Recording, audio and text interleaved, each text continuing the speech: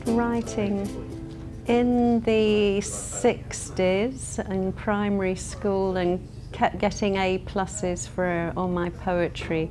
So poetry was my initial thing, and I carried on writing, and I did a bit of performance poetry.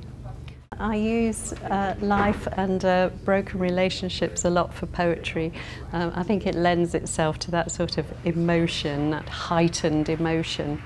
And then I got into short stories, and I'm writing a novel, and I'm turning that into a PhD because it's something for me, and doing it as a PhD will make me write. And so my short stories are kind of based on me and my experiences and friends and travelling. I like condensing rather large stories because I just think you get more clarity. I like the form and the fact that you don't mess around and you introduce your character quickly and the problem, and then you just let them work themselves through it.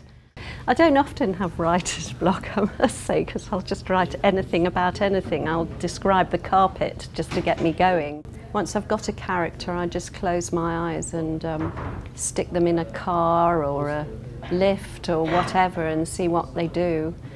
Sometimes a little story just unfolds, and where that comes from I don't know. It's somewhere in the back there, the back of my mind. There's a little bit of the writer in everything you write. You can't avoid that. Hundreds of writers inspire me, but in the last few years I can't stop reading Lionel Shriver. So I'm just so impressed with her style of writing. If there's a time when I'm a bit low in my life, I'll pick up Lord of the Rings and I'll become a hobbit or an elf, and I'll be fighting the orcs. Everyone should write. Think of something that's happened to you in your life, an anecdote or something that's happened to a member of your family, and write about it. Have a go and see what happens.